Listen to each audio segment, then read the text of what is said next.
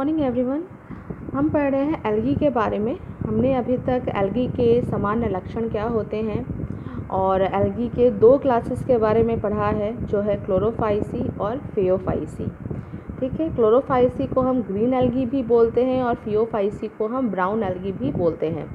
आज हमको पढ़ना है, जैसे कि मैंने यहाँ पे इमेज को पहले से ही डाल के रखा है, रोडोफाइसी के बारे में। रोडोफाइसी को हम लाल शैवाल भी कहते हैं। अच्छा, आप लोगों ने लाल सागर का नाम तो सुना ही होगा। तो लाल सागर को लाल क्यों बोलते हैं? क्योंकि उसके जो पानी का जो रंग होता है ना, वो बिल्कुल लाल होता है, वो बिल्कुल रेड कलर की सी होती है। ठीक है, लाल समुद्र होता है। और वो लाल समुद्र क्यों होता है अब आपको समझ में आ रहा होगा, क्योंकि उसमें यही लाल शैवाल पाए जाते हैं।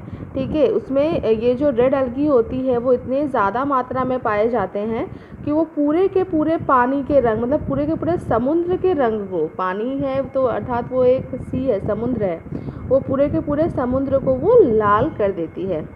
अब इस ऐसा होता क्या है जो इसको लाल रंग प्रदान करता है? तो इसमें पाया जाता है R-फाइकोइराइथ्रिन। ठीक है, इससे पहले मैंने आपको बताया था जैसे कि क्लोरोफाइसी में पाया जा रहा था क्लोरोफिल ए और बी, जिसकी वजह से उसका रंग ग्रीन कलर का हो रहा था।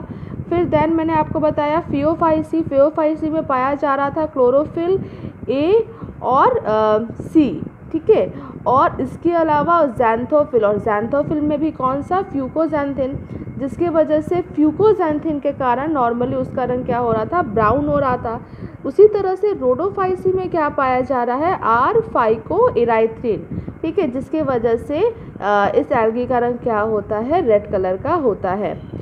अब इसके अगर कुछ मैं आपको जनरल बातें अगर इसके बारे में बताऊं तो ये क्या होती है, सबसे पहले तो आपको ये समझ में आया ही होगा कि ये जो एल्गी होती है वो रेड कलर की होती है। ठीक है, इसमें कौन सा पिगमेंट पाया जाता है? तो इसमें पिगमेंट पाया जाता है R-फाइकोइराइथ्रिन। ठीक है, और फिर उसके अलावा क्लोरोफिल ए एंड डी। ठीक है, फर्स्ट में अर्थात क्लोरोफाइसी में क्या पाया जा रहा था? ए और बी।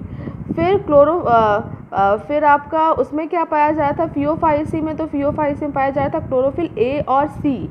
इसमें पाया जा रहा है रोडोफाइसी में क्लोरोफिल ए और डी। अभी मैं इसका आपको डिफरेंस भी बताऊंगी डिफरेंट क्लासेस में, तो आपको बिल्कुल क्लियर हो जाएगा। ये मोस्टली मैराइन होते हैं और ये वार्मर सी में पाए जाते हैं। माने ऐसे जगह में पाए जाते हैं ना जो थोड़ा सा गर्म स्थान होता है ना समुद्र में, समुद्र का वो भाग जो थोड़ा सा गर्म होता है। अब समुद्र का गर्म कौन सा भाग होगा? जो समुद्र आपका विषुवत रेखा, जो इक्वेटर लाइन होती है ना अर्थ की, जो बिल्कुल वहाँ पे जो समुद्र स्थित होगा, तो अर्थात वहाँ पे ये रोडोफाइसी के एल्गी ज़्यादा पाए जाएंगे। ठीक है, well lighted areas and deep में, इसका क्या मतलब है कि ये जो एल्गी है, ठीक है, ये समुद्र के सतह के ऊपर भी पाए जाएंगे।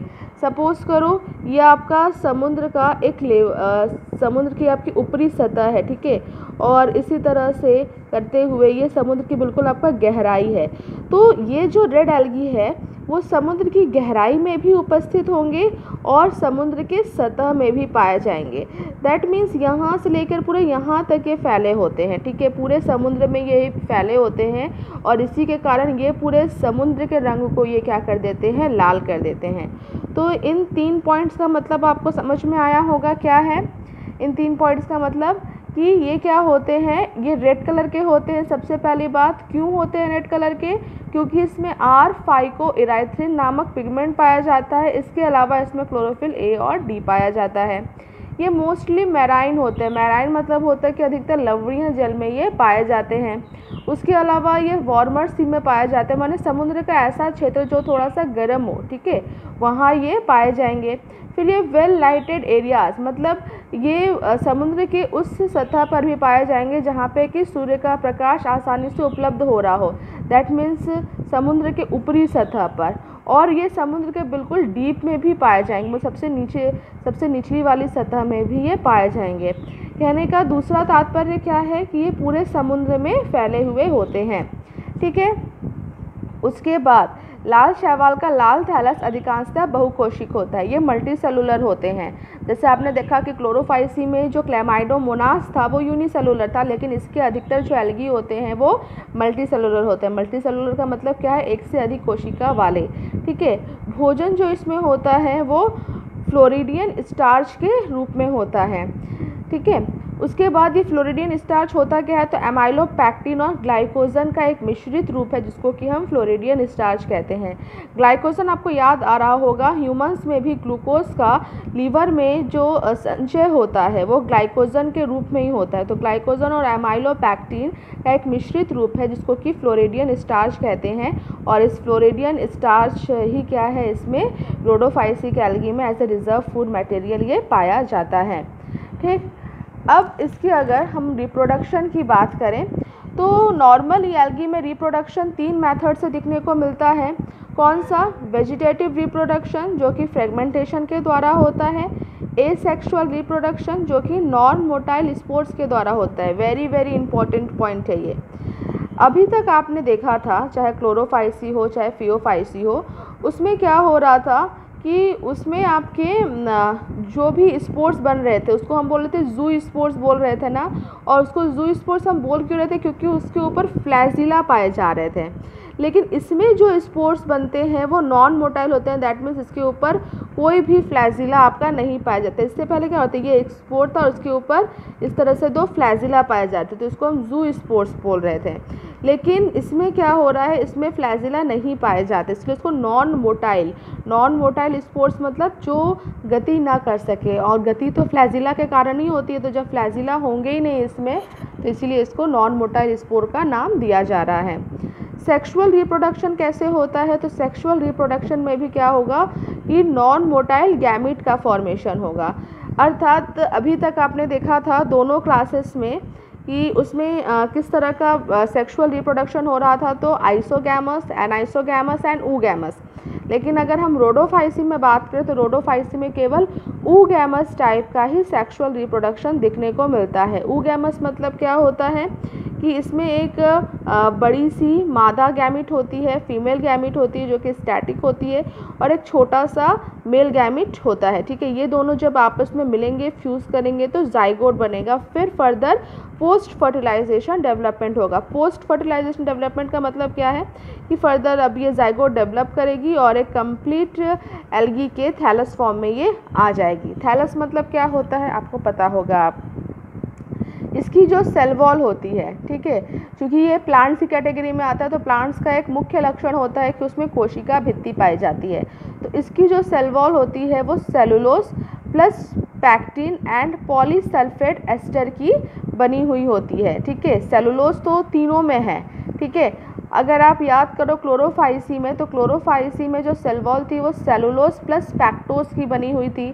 अगर आप बात करें फियोफाइसी की, तो फियोफाइसी में जो सेल वॉल थी वो सेलुलोज प्लस एल्जिन की बनी हुई थी।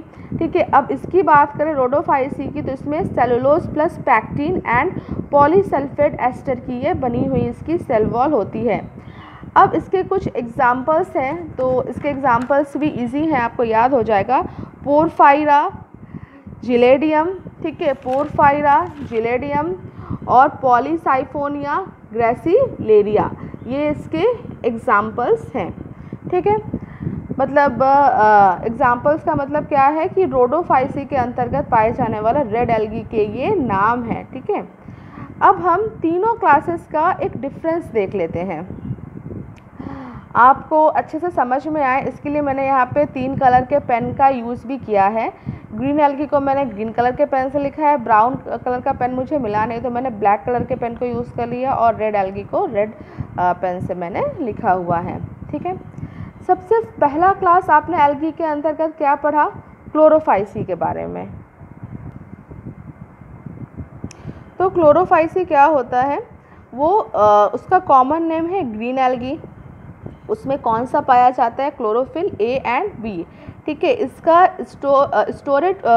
स्टोर्ड फूड क्या होता है, तो आपको याद होगा पायरेनॉइड स्टार्च के फॉर्म में ये होता है। पायरेनॉइड और ऑयल ड्रॉपलेट्स के रूप में इसका स्टोर्ड फूड पाया जाता है। पायरेनॉइड क्या होता है, प्रोटीन बीच में होता है और चारों ओर उसके स्टार्च शीट पाया जाता है, ठीक है, चारों ओर उसके स्टार्च शीट पाए जाते हैं, तो उसको हम बोलते हैं प्रोटीन बिसाइड स्टार्च, ठीक है। अब इसका जो सेल वॉल होता है वो सेलुलोज प्लस पैक्टोज का बना होता है क्लोरोफाइसी में। फ्लैजिला इसमें 2 से 8 तक हो सकता है, इक्वल साइज़ के फ्लैजिला होते हैं और उनकी जो पोजीशन होती है वो एपिकल होती है। एपिकल मतलब होता है शीर्षस्थ, ठीक है, मतलब सिर के ऊपर रहेगा, ठीक है, इसको बोलते हैं एपिकल इन पोजीशन। अब ये हैबिट माने किस तरह के पानी में रहता है, तो ये आपके फ्रेश एंड सॉल्ट वाटर में रह सकता है, लवणीय जल में और अलवणीय जल में ये निवास कर सकता है।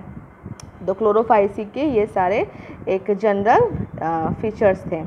उसके बाद नेक्स्ट है फियोफाइसी। फियोफाइसी को हम ब्राउन एल्गी बोलते हैं।